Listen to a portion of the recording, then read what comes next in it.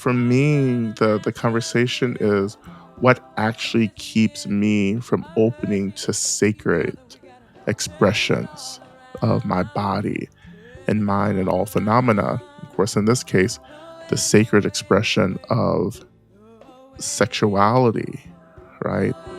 Years and years under the master's will. Years and years of hurting each other. Welcome to the Spirit Underground podcast with Dharma teachers Spring Washam and Lama Rod Owens.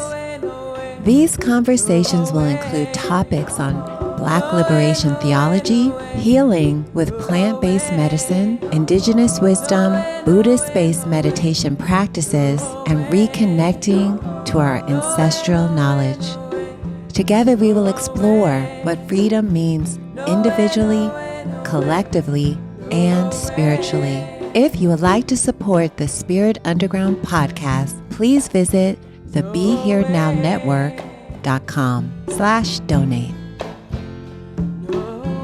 Okay, everybody, here we are back. This is Spring Washam and Lama Rod Owens. Yep. I was going to introduce myself. You introduce yourself. I'm Lama Rod Owens. And here we are back with episode 6 of Spirit Underground, Conversations on Liberation. And I wanted to prompt us, as I've been talking to you, and we have all been talking about this topic, but what is a liberated conversation about sexuality? It's kind of like asking, what is the meaning of life?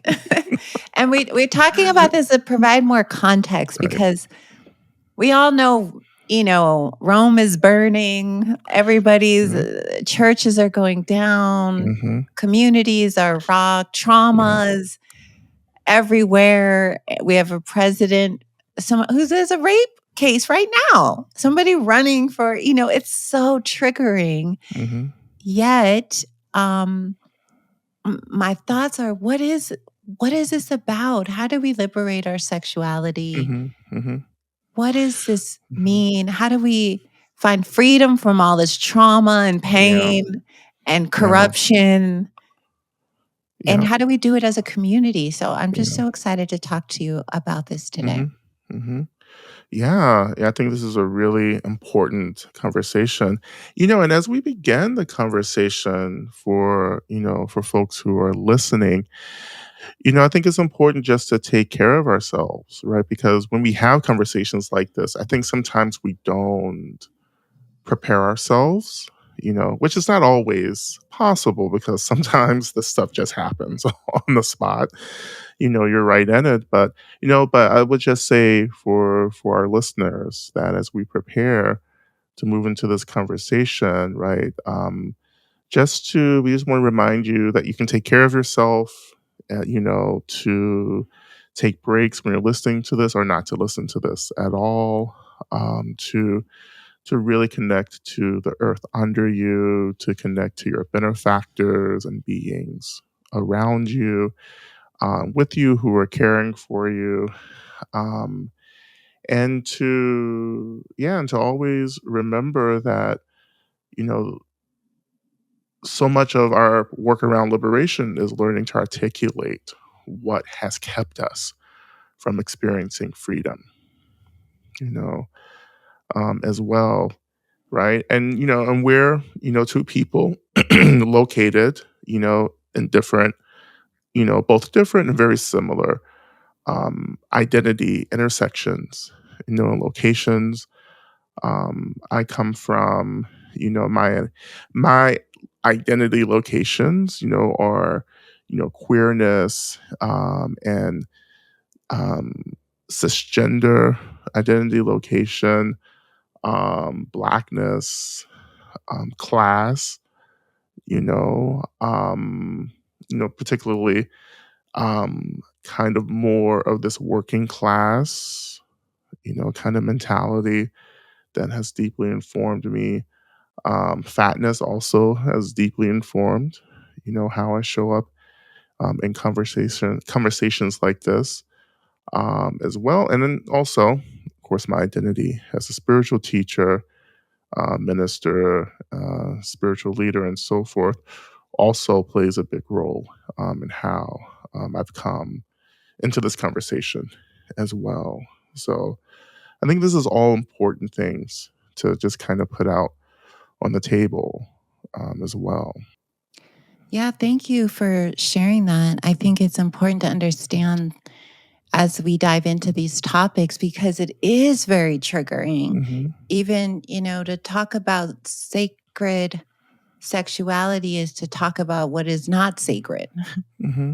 It's to Hmm. talk about what has caused us so much pain. Hmm. And it's just interesting how it's just so up right now. And Yeah. we all know the stories, but one of the stories that really it kind of gripped me. This is the Hillsong Church, this Hmm. Australian church that all the Hmm. celebrities were going to a Right. few years ago. Right. But it wasn't about celebrities, it was about the Hmm. community in New York. Hmm. And they had all these people, it's this Hulu documentary, and Hmm. all these young, Black and brown and gay, and all these people Hmm. together crying about what happened Hmm. and the church falling apart and all around sexuality and sexual abuse. And so one of the things I wanted to talk about was Hmm. that are are we teaching Hmm. enough about how to be in a community and not be married, not be a monastic? You know what I Right. mean? Like there's Hmm. no teaching about that, right? Well, I think there is actually teaching about it. It's just not emphasized, right? Mm. I think there's something really interesting, even going back a little bit, around this kind of binary between sacred and secular, because I think that's also where so much of the struggle lies because we have a tendency to either to put and place things either as sacred or secular, right? And Mhm. particularly in spiritual communities, when something becomes secular, then it's often devalued, right? But when we come into Buddhism and particularly Tantric Buddhism, the secular actually is sacred, right? Because everything is an expression of emptiness and space and fluidity and energy, right? So all phenomena is an expression, in other words, of God, of the essence, of this Buddha nature, you know. Um, and I think for me, the conversation is what actually keeps me from opening to sacred expressions of my body and mind and all phenomena. Of course, in this case, the sacred expression of sexuality, right? And along with that, desire, right? And the erotic, right? Because sexuality, is about how we create and engage in relationships with other beings, with other people, and how that engagement is really um, kind of based in pleasure. Why am I doing this? Why am I feeling such a deep desire to engage physically with folks, with other beings? And this sexuality, this expression of sexuality is more than just biological. It's emotional, it's mental, it's spiritual, right? And all of these realms, are deeply influenced by the relative, including culture, including identity, including society, right? And especially including spirituality and religion and philosophies about body and transcendence and the ultimate experience, you know, as well. Um, so that's an important conversation. And there, and I think another important kind of conversation is really this experience of being triggered, um, or even activated. Maybe we can use that term as well. Mm. Um, because this is just like, I think when we start having conversations about particularly sexual misconduct, sexual ethical ethical misconduct in spiritual communities, I think we have to start with this kind of like defining, what we're talking about, the terms that we're using, to open the door into a deeper interrogation, you know, of um, of what's happening, right, and who we Yeah. are in Yeah. relationship to others and community. And I think, thank you. I think for some reason, I was really inspired to want to Hmm. talk about this Hmm. because it's like, why do we keep getting it wrong? Like, what? And there's so Right. much secrecy, right? Yeah. It's like the Hmm. word secrets come Yeah. out, or this person who's been doing all these things for years and it was a Hmm. secret. And now, Hmm. if we hear one more story about some secret case, we Yeah. probably won't stop hearing about it. But Yeah. I'm wondering if, is it like what I'm looking at like from a healer perspective, Hmm. something is not working with people in power, Hmm. or maybe it's deeper than that. Is it the lack of talking about our sexuality that makes people go underground? Is it that, or act out in ways, this compartmentalization? Somebody can show up and lead this dynamic service with all these Hmm. people, and Hmm. then they have a secret life, or they're causing harm. I guess I'm just trying to understand, like, it's so pervasive right Yeah. now. Is there a bigger problem? Are Well, we holding yeah. people to a Hmm. standard Hmm. that they Hmm. can't live in, or a Hmm. box that just Hmm. doesn't work? Hmm. Or, I'm just so curious about that. Like, I'm looking at it from Yeah. like, what is ultimate liberation? Obviously, Yeah. there's a lot of problems out there around Yeah. unskillful, you Yeah. know? Hmm. Absolutely. Like absolutely agree with everything that you're sharing, and I think these problems are just old. I would even say ancient, right? Struggles that we have around the body and how different systems of thought, spiritual practice, religious dogma have historically rendered the body as being impure and as something that we're trying to transcend, because the body is an expression of the relative, Mm, and the mhm, mhm. relative is relegated as being secular. Like, we're trying to transcend this life, this body, this world, in order to return back to an ultimate To heaven. experience. To Mhm, or heaven, yeah, to wherever. Yeah. heaven. Yeah, basically, right? Heaven is not in this Yeah, body, and most traditions are connected to your yeah, body. yeah.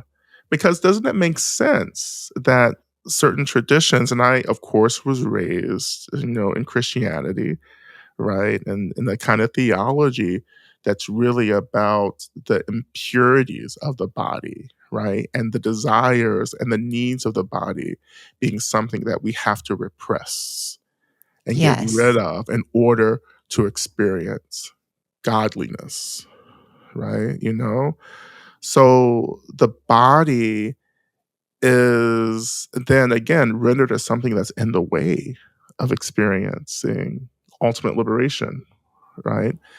And so we don't necessarily, within these particular systems, right? We haven't gotten the tools and the practices, or created the culture and praxis of actually tending to the body in a way that feels really healing and whole, and allowing and fluid, right? Right. And then, of course, that has created and perpetuated, well, not maybe necessarily created, but it has definitely perpetuated and fueled systems that are about continuing to encourage us and frankly force us and indoctrinate us to bypass the body, right? But to bypass the body, when I say bypass the body, I mean to shift attention away from the body, or or to attempt to shift attention away from the body. But the body just doesn't stop needing and longing and wanting, right? Like, it's still Right. there. And so, but if you've never been taught to become aware of the body, to hold the body, to tend to the body, and to figure out how to meet your body's needs, right, in a way that feels really grounding or ethical or fluid or spacious, then, you're not going to have the set of tools, right, to have a kind of liberatory holding of the body. So you just start reacting. In other words, like, there's just this intense reactivity to the needs of the body that feels really, well, harming and violent, because the body's needs, is also about being in a relationship to other bodies and needing things from other bodies and other people, right? Right. And then that creates this whole area of our lives where we feel deeply shameful, right? If we Yeah. have sexual Mhm. feelings. So Mhm. also part of this has Mhm. come up in relationship to, reading about your new manuscript, reading parts of it, and also Mhm. my other students, male Mhm. students coming to me and telling me I have all this sexual energy. I actually don't know what to do. Right. I don't know what to do. I don't want to act how I used to act, Mhm. which Hmm. would be maybe to act it out in a kind of unconscious way, Yeah. or just, gratification or something. Yeah. But I realized it was very hard for me to advise them. I would just sit there and go, okay, thank you. And Mhm. that's been my way of dealing with things in community is let's heal our bodies. Let's do loving kindness. But that seems like it only gets so far. Let's be compassionate, but if we're not getting all the way down to the root, like if we're not acknowledging this part, then it seems like there's always something left out, and that left out piece turns violent, Mhm. right? Or turns ignorant in some way, right? Meaning that part of ourselves that we're repressing becomes the thing that we're sort of feeding. Well, So mhm. yeah, Mhm. Well, I think that's, again, you pointed out something really important, because your particular identity locations, yeah, right? yeah, Being, you know, a cisgender woman of color, also in the role of having spiritual authority hmm, in community, right? Like, I think there are a lot of things there that you have to unpack, right? As a teacher, as someone who's been conditioned, female or femme, and the kind of these kind of sociological kind of aspects of hmm, how we're taught,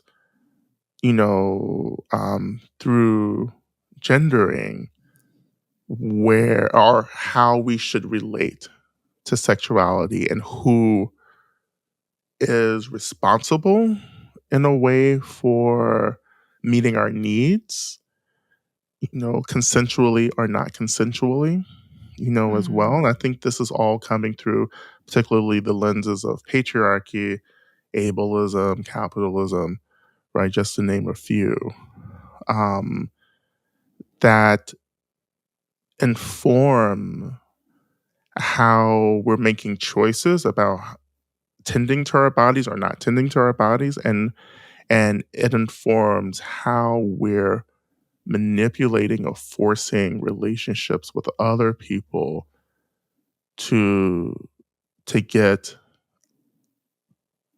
the unmet needs of our bodies met, right? And it's not, again, I Mm. just want to emphasize, it's not just the body, it's a whole complex emotional, physical, spiritual, mental That we're expression that's calling, yeah, we're putting it in the sexuality. wheelhouse. Yeah, Yeah, it's like a yeah. mandala. But the body is driving this. I mean, we're talking about basic sensations. that are asking to be tended to, and how violence arises and harm arises for ourselves and for others when we actually don't know how to tend and hold these primary physical sensations, because we've not grown up in contexts that have actually um, been conducive Yeah. to this We haven't kind of seen like, this modeled right. in our lives. We see trauma Yeah. modeled over Yeah. and over and over Yeah. and over. So Yeah. it's hard to know even how to, I feel like we're talking about this in a very analytical way. I'm almost going to be like, what does this mean? Like real Well, it has to time, be. Well, I think that's you know? important because I think we always have these conversations and we don't start with like defining Yeah. what we're talking about. You Yeah. know, like I think it's important, even if like our understanding of sexuality may be wrong because we're not psychologists or therapists, Right. right? You know, someone may say, well, you've already got it wrong, like, because that's not what sexuality is. But it's our working definition right now for this conversation. You have to start there, right? And, you know, and then we can move forward, but we have to be on the same page, even with us, right? Well, You know, yeah. Yeah. I think we're learning yeah. as we go because, yes, I've been a teacher since I was in my 20s. So Mm, I've kind of had a certain frame of mind. hmm. I remember Yeah. just to give you, tell you something funny about our own Buddhist teachers in the Theravada. I remember I was on a 7-month meditation retreat in Barre, Massachusetts, Wow. and with all of the Burmese Sayadaws that were coming through for Right. like a month and a half at a time. They would come and I would sit and do these very intense practices. It was like And what's a side owl? a Just for Sayadaw is people. a name for a Burmese teacher that's kind of bestowed as high Mhm. teacher, an Uh-huh. awakened teacher. Yeah. So Sayad Lama, Yeah. I wouldn't say Tulku. llamas are awakened. Yeah, Maybe right. for And not all Sayadaws are. So he has this like, so I was, Mhm, it was like this big thing. And my mhm. Western teachers were like, you need to sit with these great teachers. And they, on one level, they were great practitioners.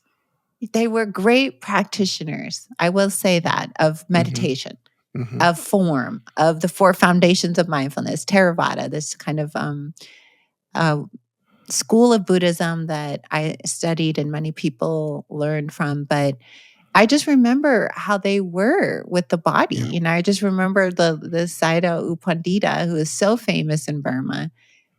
He once gave an hour and a half talk about life being like a bloody pus Mm. wound on your leg. And imagine Wow. graphic detail, like graphic for an hour and a half. So your body, and then doing these 32 parts of the body Mhm. meditations, was they used to have me do over and over, where you basically analyze hair and nails and all Mm. to Yeah. develop a Mhm. disgust, really, Yeah. in a Yeah. way, a disgust for nature. It's Mm. just natural. But and so it's hard to understand that's an extreme, everybody. Most people don't have that. But we do have some form of that. If you're in the Islamic tradition, you're a Mhm, Hindu, or mhm, you're, you are programmed in this way. Um, you have to do some work to awaken out of that. And right now, also, mhm, I want to just mention this, our bodies seem to be being heavily controlled just mm, with this, women's rights to make their own decisions about pregnancies and trans communities and mhm, care for people. These are our bodies. So there mhm, is this kind of, it's also this extreme force being exerted at the mhm, same time we're trying to awaken it. It mhm, feels to me like we're in the back. Maybe that's just a secondary conversation, but the time we're trying to come into right relationship, there's this exertion of power over it, mhm. or, we're going to deny people this based on their body, based on gender, but, Yeah. so Mhm, anyway, but so I get my location is heavily conditioned. mhm, However, I want to invite us into this conversation. So yes, we can define some of these terms, even Mhm. although it's hard because it feels like it's new. Mhm. Like we're going to create new terminology. We're going Mhm. to create not new terminology, but new ways of looking at language and holding things to kind of create a new dialogue about what we mean by freedom and Mhm. what we mean by the body's needs. Mhm. Because I'm not always sure if Mhm. loneliness comes from my body Mhm. or my heart. Mhm. Or are we talking about the same thing or Mhm. desire? Mhm. And I don't know how to advise people Mhm. other than feel it and be with it. But I don't Mhm. think that's enough anymore. Mm-mm. Mm-mm. Right. I think sometimes this feels new because we haven't articulated it yet. Like it's not that it's new language, I just haven't said it before, you know? Like it's been Right. said, but the intersections that we're coming from, it makes it sound really new, but I think that the angles that we're coming into this conversation are really new, as well. And you can feel that, discomfort, right? You can feel discomfort in the body, right? And I think that's so much a part of my training around liberation, particularly around blackness and queerness, is that like I have to start naming everything that I've been told not to name, because the silence is what perpetuates these carceral logics that we're trying to break through. Like I'm trying to break through being bound in silence, or break through this illusion, that my body is impure or imperfect, and that there's this standard of purity, which is an expression of white supremacy and colonialism and imperialism, right? Imposed on us, and for Mhm. many of us, deeply embodied, like we are participating, like in these Oh, kind of yeah, white we become supremacist we pure become ideas of purity. we Mhm. pass it on. Yeah. Yeah. And that begins to create culture, but that culture is actually just an expression of trauma, you know? And so what we're trying to do is name all of this in order to start moving through the ways in which we've been conditioned to think about bodies, attraction, desire, sexuality, the erotic, and gender as well as something that's also been imposed on all of us, right? But you also you mentioned something really important that really ties into, I think, a lot of the issues that we're experiencing from spiritual leaders and communities, which is that so many people, and of course I don't have a a statistic, but so many people are become spiritual leaders, are invited into spiritual leadership when they actually haven't done enough work to understand who they are. Right. You talk about Mhm. becoming a teacher at 20. Yeah. Do Yeah. we really need to become teachers at 20? I think Because it's this is 26. 26 is still you're still in your 20s. I agreed. I was Yeah. refusing, but when you're there and there's no one else, Yeah. Yeah, because this isn't like teaching a high school or, a school. Like, I'm not teaching English. I'm teaching people actually how to get free, how to love themselves, right? And how to relate to their bodies and the expressions of who they are in a way that feels gentle and open and aware.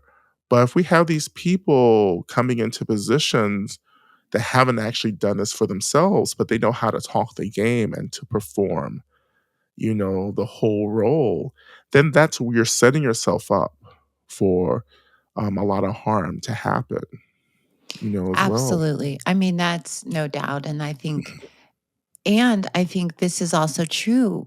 You were saying we're not making up anything new. We just haven't talked about this before. Mm-hmm. So if we haven't talked about it, Right. other people have not. I mean, this is like, Right. I was never going to ask these side owls, what do I do with all my sexual energy? They would have freaked Exactly. out. Yeah. I might have got kicked out, Yeah. just for naming it. Yeah. And so, Yeah. I mean, maybe not kicked out, but somehow I would have felt shunned or like I was focused on the wrong thing. I Yeah. didn't get it right. How could I be going there? These are, disturbances. These are Mhm. mine.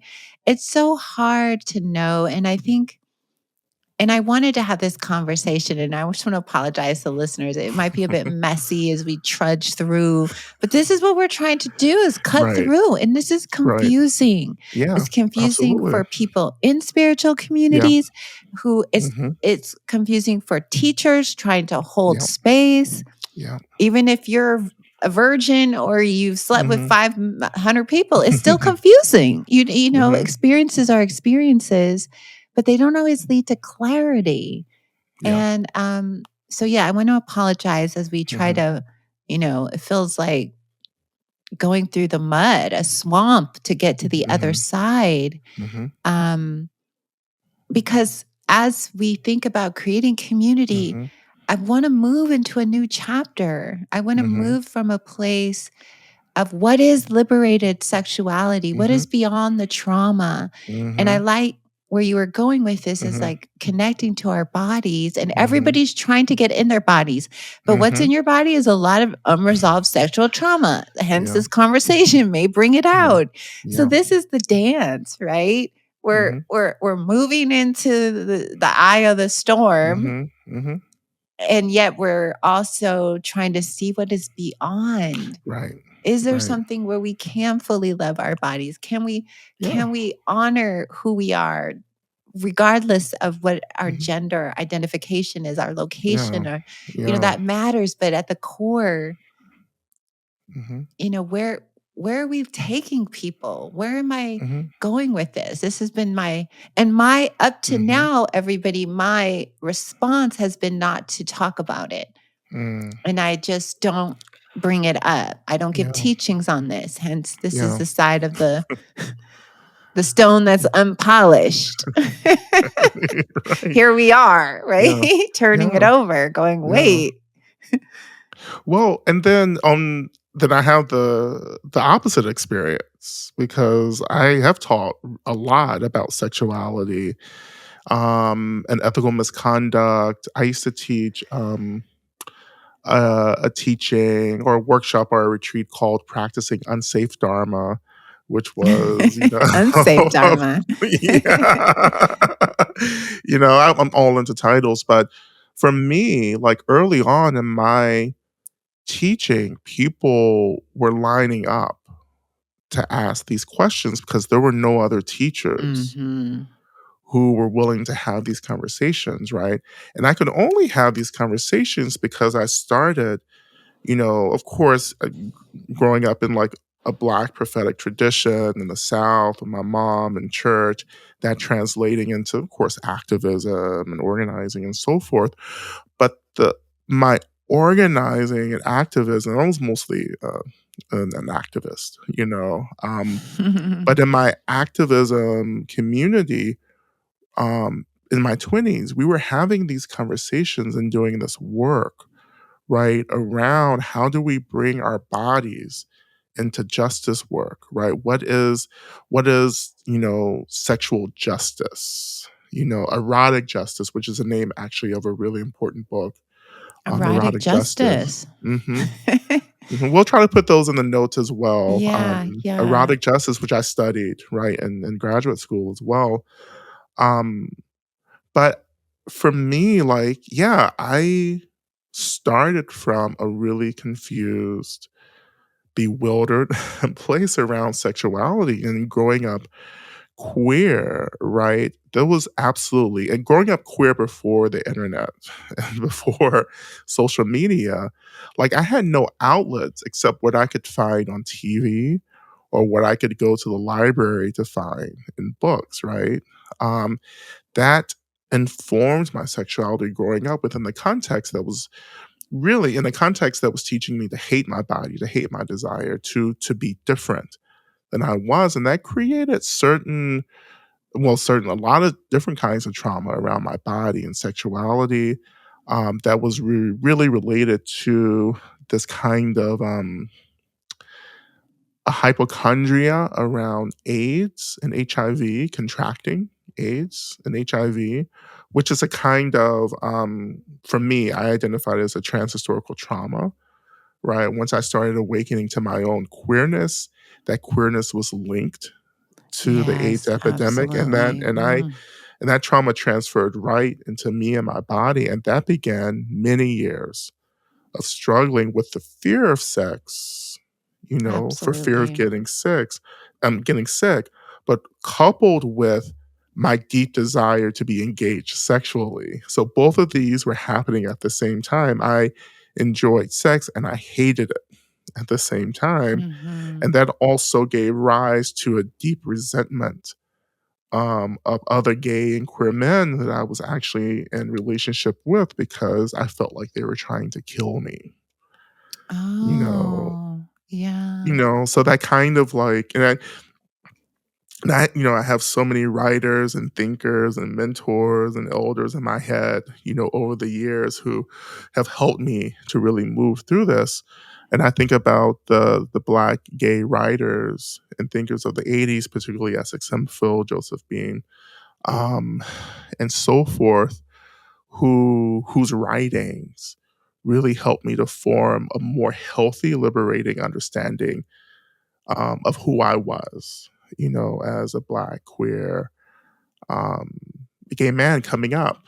And Mhm. really the second generation, post generation after AIDS or during AIDS, however we want to think about it. But I was born in the late '70s. So I came up, I was born before the AIDS epidemic. So I kind of grew up in the AIDS culture, as some of us refer to it, right? And having been our first, we were part of the first generation of actually understanding, you know, healthy sexual practices, and that really being drilled into our curriculums, particularly I remember middle school, high school, having safe Right. sex class, which was more like scare tactics because in the South, they just kind of, Exactly. Yeah, they're and the like, if you, celibacy was the first and best yeah, route they gave you. exactly. Step 1, follow this. Exactly, exactly. Till you're So we're married, yeah.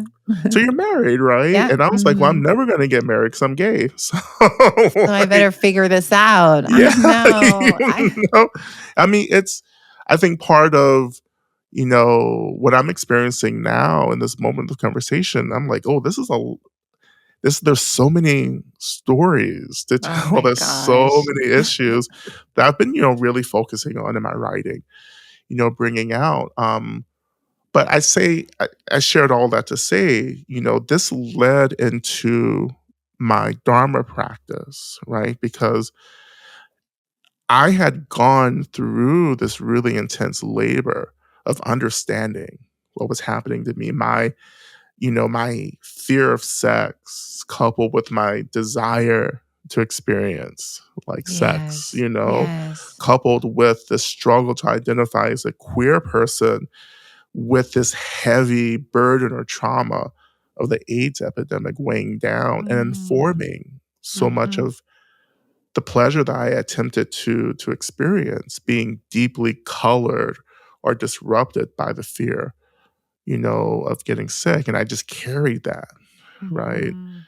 Um, and then on top of that, the shame of body, because we get into the politics of desirability that are inflated or conflated within the expression of sexuality, and that really for me expressed itself as like never feeling desired enough or never feeling attractive, right? That I was never like the one who, was being sought after. And I deeply internalized that as a form of, self hate, you know? Yeah, But as I was coming into Dharma practice in my like mid 20s, early mid 20s, like I was really acutely aware of that. Like I knew that suffering. That wasn't a surprise.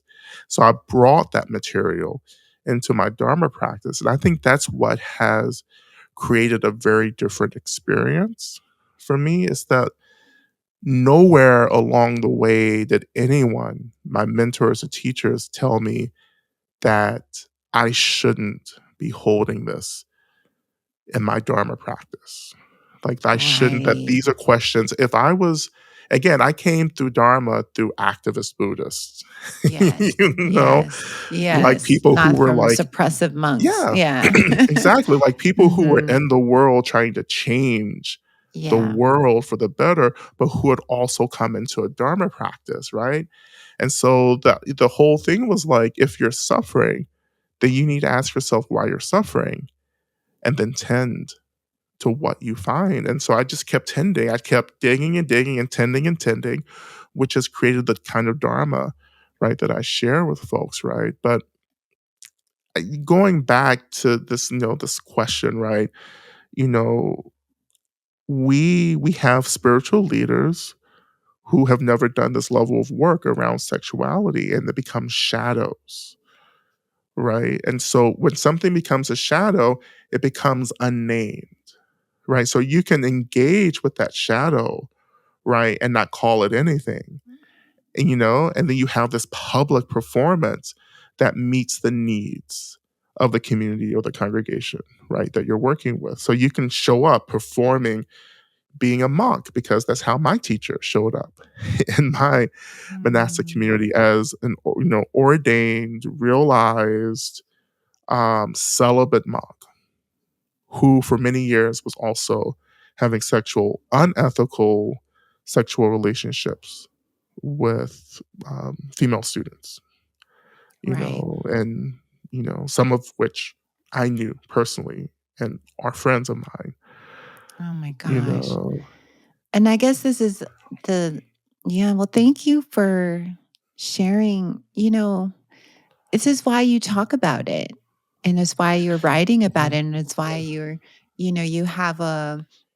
had an opportunity to explore it because I imagine it was so painful, right? That's the Oh yeah. contraction, Oh right? yeah. That's the Mhm. ultimate. You're trying to feel into your body, Yeah. and then you're coming out as a gay young black Mhm. male, and Mhm. and then wham, there's just so much to sort Yeah. through. Yeah. And um and I really want to take a moment to Mhm. acknowledge all the gay youth and Mhm. trans youth and Mhm. non-binary, and I just like, wow, they're coming Mhm. into this too, Yeah. and they're hitting us these walls. Yeah. There's something, I think this is why it feels so important to me to talk about too, Mhm. is the repression right now of Mhm. the repress. And that's what I was getting at. It's like I Yeah. feel like awakening this awakening in our bodies is a response. Yeah. We're trying to be liberated. We're trying to do it safely. Mhm. We're trying to, whatever safely means, not harming other people in the process or ourselves. I mean, I guess we Yeah. have to define safe, Yeah. because safe to Mhm. one person is Mhm. totally unsafe to somebody else. I mean, Mhm. this is such a spectrum here. Um, but I don't want another generation Right. to go through this trauma of pleasure and love and Yeah. healing and awakening. Yeah. I don't even want myself to continue to feel like that as Mhm. I get Mhm. older. you know Mhm. Celibacy was my response to trauma. Right. And so, but Right. now it's evaporating. It's Right. like, well, this is not the answer Right. anymore, right? Right. It's like it Yeah. served and now Yeah. it's not. Exactly. So it had a purpose. Yeah. I want to be safe for people. Yeah. I want to be there for Yeah. people. I want to be clear for people. We're in vulnerable situations with students, and my medicine work, I'm holding them, and Mhm. we're doing deep work, and it just felt important, and it still feels important, but I just feel like we're on the cusp of something. Mhm. Well, And it's just where so interesting. yeah. So much of this was brought out Mhm. when I was Mhm. reading about, your manuscript. It was just Yeah. like all these bells. It Mhm. was like, ah, it was really like that. Like, wait, there's a door Yeah. that's been shut.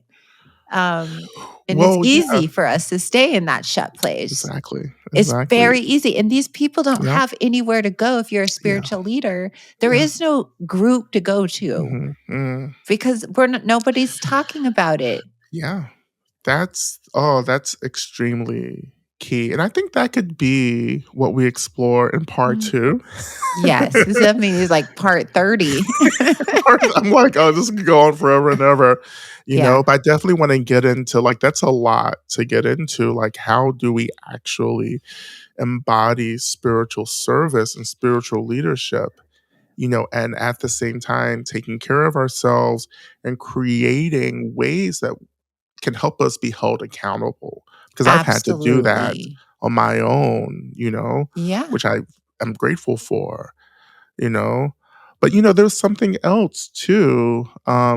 Even just backing back a little bit, like, I went through years of celibacy, as a monk of and course. training and retreat, and those were they were extremely important years for me to Mm. like take a break from expressing my sexuality Yes, like physically like that.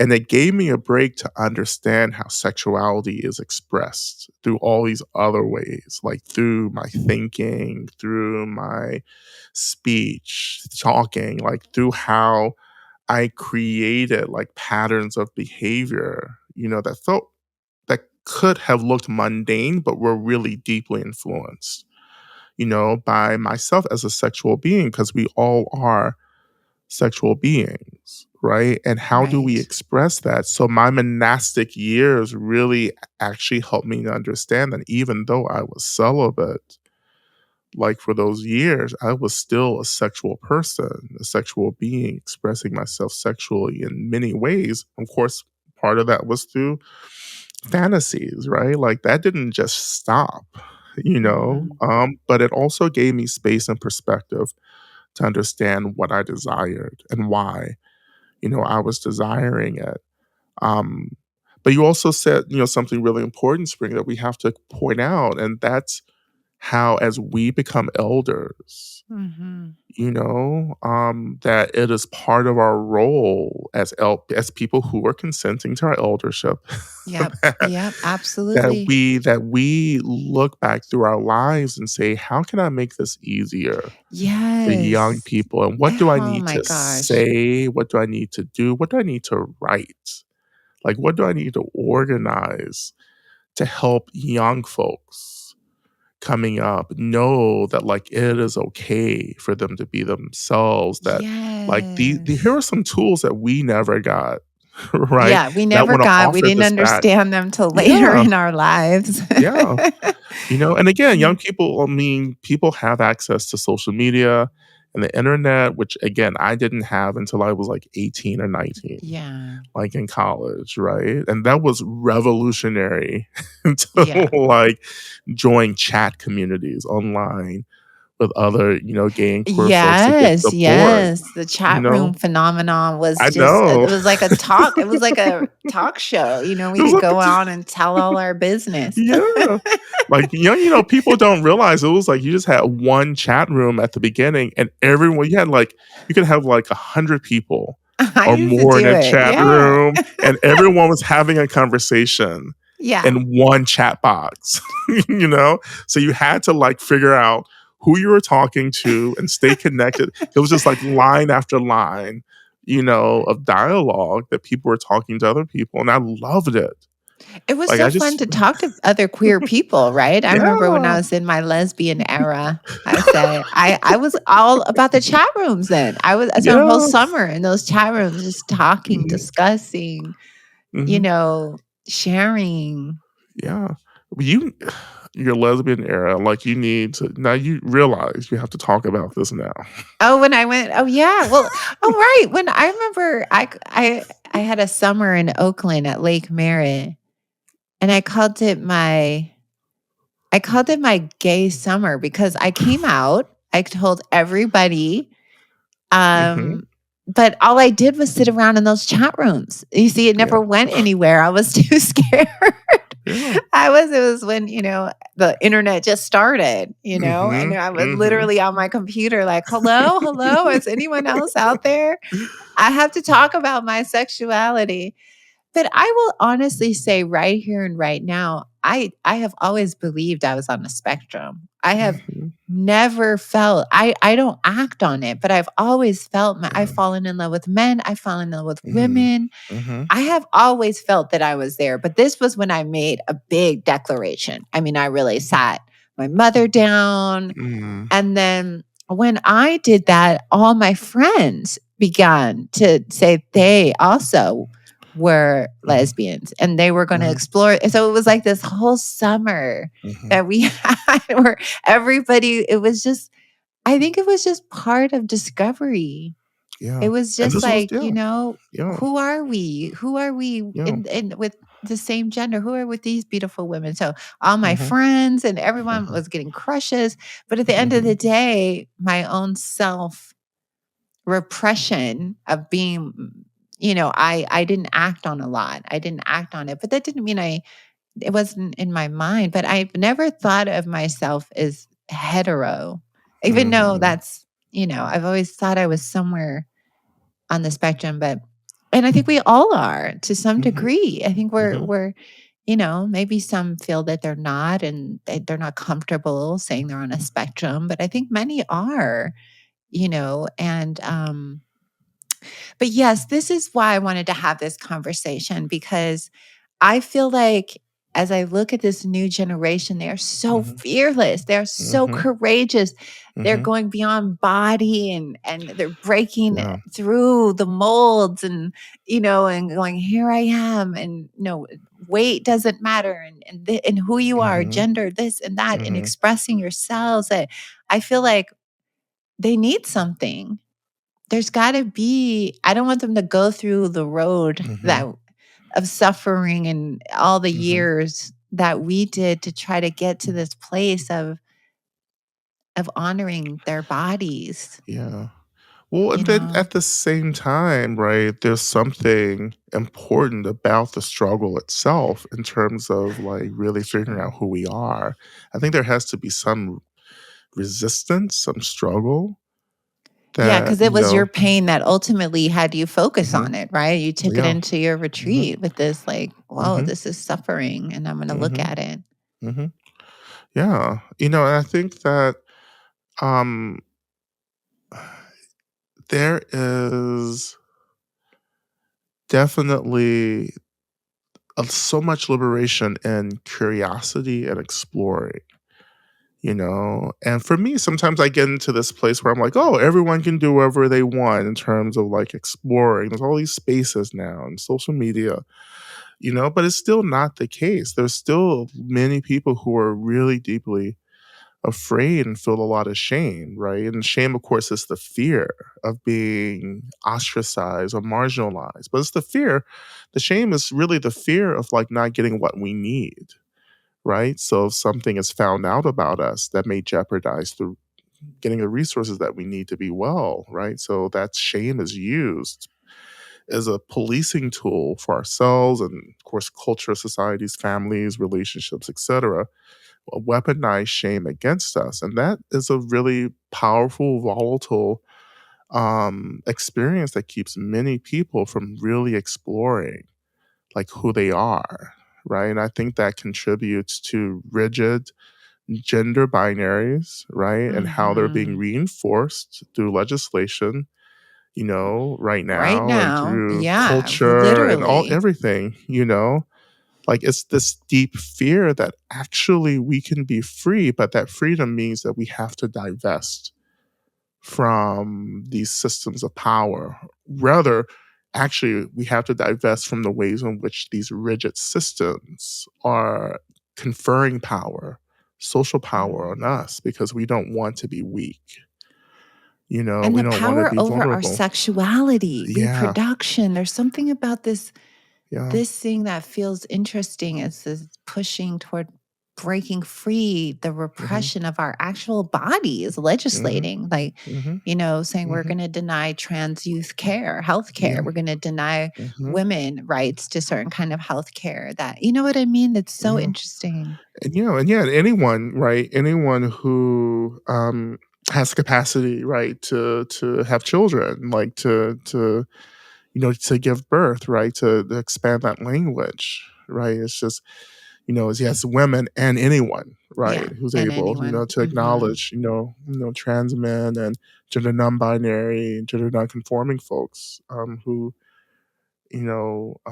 have kids, but there, it's such a weaponizing of our own deep fear around how our bodies and our sexualities and every expression of our bodies and minds actually is actually fluid instead of rigid. Yeah.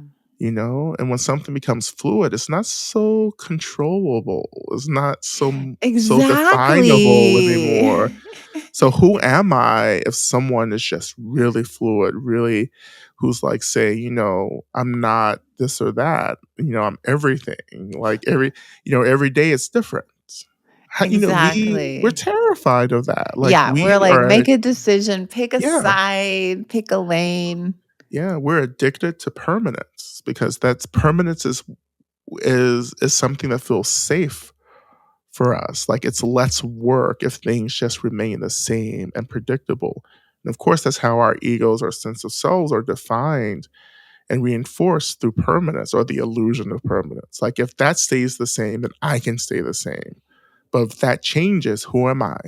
If that changes, right? If that reflection, if the mirror cracks, then that's going to actually reflect back to me a cracked image of who I am. And that's really uncomfortable. So let's erase the mirror, right? Or let's erase gender nonconforming folks and trans folks, from our Yes. communities, our indigenous folks, our black folks and black and brown. Like we're all this is happening, yes, to all of us. Like it's a policing and erasure of anything that doesn't line up within a white supremacist, capitalist, ableist notion of Mhm. purity and rigidity and normality. Like we're all the opposite of normal, and therefore we have to be eradicated and erased. And I think that this is also somehow they have defined the whole conversation on sexuality. This Hmm. extreme, you know, view.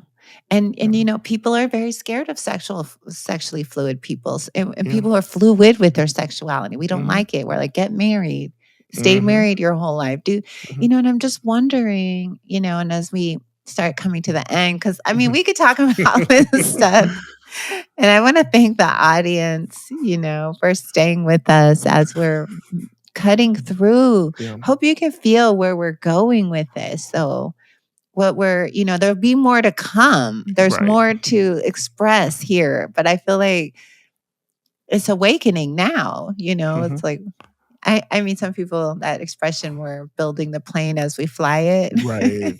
Exactly. It's like it's awakening now, but Hmm. something really important. Yeah, there's something really important that's trying to release itself, to free itself. Yeah. And I Yeah. don't have the language of it yet, actually, other Yeah. than safe and love and embodiment. But I don't even know And if that does it. consensual. Like, Consensual. yeah, it's Yeah, so at this that's point in my life, for me, it's like I want to embody and express a sexuality that's fluid, like where I'm like able to become, you know, things or express energies that help me to be freer, to experience more freedom and more connectedness and more intimacy. Like I don't want to experience fear, right? yes, or I want pain. and pain. Like I want my sexuality to be held kindly and gently and to be seen as a vital expression of who I am and an expression that actually begins to open the door to these ultimate experiences of liberation, right? And, and what that means is that like I believe and practice sex positivity, right? That we have a right to to express our sexualities in a way that feels ethical, in a way that reduces harm, particularly reducing harm through non-consensual expressions and experiences of sexuality with others, right?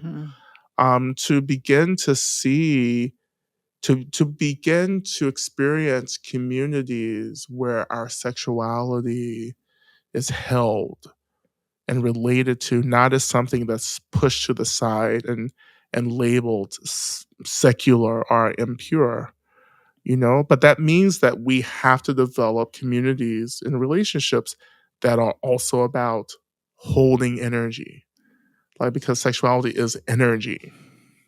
How do we relate to this energy, take care of it, hold space for it, and then respond to it in a way that is about, yes, experiencing pleasure. Like, there's nothing wrong with pleasure, to Well, experience pleasure, but yeah. not get lost in the pleasure, not weaponize our pleasure against other people to get our unmet needs met, but to experience pleasure and to revel in that pleasure and to begin to experience the ultimate nature of that pleasure through our sexuality. And Well, I've that's never seen a community like this who can no, balance neither, all those. And I love this idea that there can be. Absolutely. If we're talking about enlightened society, then it's also enlightened sexuality as well. Yes. And that's what I wanted to get to is this like Yeah. liberated. What is liberated? And thank you. You did. That was so beautifully framed. That was Mhm. so beautifully framed, I think. Amen. Hallelujah. Yeah. And it's Y- still work, as And we'll it's talk still about. Yeah. work. Yeah. Yeah. We'll talk about on part 2. Yeah. Like the work. So this, of course, becomes different in the role of authority, Yes, and one spiritual has to authority. understand that role of authority really quick. You gotta get that Yeah. that Yeah. But you just can't end up in spiritual authority saying that, oh, I can figure this out, if you haven't been trying to figure it out for years before, Well, it's easy for it not to be figured out because no one in all my Mhm. years at Spirit Rock Meditation Yeah. Center, I only heard Jack give a 5-minute talk on Mhm. sexuality, and that was Mhm. amidst giggles and laughing. And it Mhm. felt like, your 7th grade class, your teacher was talking about Yeah. people, getting their period. No one knew how to handle it. It's immature. That's like we Yeah, it have was like an such. Yeah. immaturity. Yeah, we were all like, oh Yeah. my God, I can't believe we're saying this. Our culture It, is so saturated, but like not sexually mature. oh, You we're know? kindergartners, if even that. This is we're that's why it's so violent. Yeah. That's why it's so Yeah. much pain because Yeah. we're taking explosions, explosive energy, and we're Mhm. just throwing grenades all around, and they're Yeah. landing, and Yeah. then so But this is, and this will be the last thing too, but just to point out again, the energy. Like, the root of this is energy, right? It's right, energy and space. How am I relating to energy and space right now? How am I being trained to tend to energy, to let energy move, to direct energy, to respond to energy instead of reacting to energy? Because reactivity is the root of violence and harm, in relationships yes, and communities, right? And so that's what we're trying to get to through, at least through Dharma practice, is to like hold space and respond to energies to reduce violence and to open the door to freedom. yeah, and to become truly embodied. Yeah. Yeah, to become truly embodied. So, okay, well, I think this was juicy, and it'll be so funny to look back and listen to this. Will it be funny?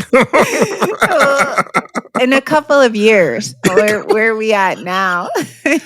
Yeah, it changes. Like that's, Exactly. you know, This is, and I wanted to bring this up to for people who are triggered and find this reactive. I'm sorry, and I understand with my own trauma too. yeah, I've written about it, and yeah, more has arisen yeah, in my consciousness in the last Mhm. 3-4 months, it's been really challenging. But Yeah. I want us to reach a place of Yeah. liberation Yeah. where we love And our to, you know, bodies. yeah. We are fluid. As you say, we're relating Yeah. to space and Yeah. energy. And this is our root chakra. This is our Yeah. this is the Mhm. roots of Mhm. something very important. And so Yeah. in that spirit, we're investigating, we're Yeah. talking, and we're Yeah. bringing a lamp, trying to And shine you a know, lamp into this. and we're doing our work too. Like Yes. this is part of our work as people with spiritual authority and community to begin to have these conversations and embody what a just, liberating sexual ethic looks like in spiritual practice and spiritual leadership. So Thank you, yeah, Lama thank Rod, for this you. conversation. And part Yeah. 2, look for it will be coming soon. We're not sure when. And also my book too. I think this is going to come out as we announce the book sale or Oh the my pre-sale for the gosh. book. So the new Yeah. saints, from brokenheartedness to spiritual warriorship. Our book sale begins Juneteenth. So this may come out around Juneteenth. And the publication date is Halloween, ironically. On purpose, Wow. actually. Trick or treat. Yeah. Trick or treat, yeah. um, so yeah, so you'll get, again, just sign up for my newsletter, Spring's newsletter, and to keep up to date about, our writing and our projects and our, joint projects coming up in the future. Yes, I'm very excited. And I think your book is so good. And I'm so proud of you. And Thank I'm you. I'm proud of your highest Buddha nature self. And so Thank thank you, you. everybody. Okay, that's all for conversations, liberation, conversations, Spirit Underground. Thank you so much.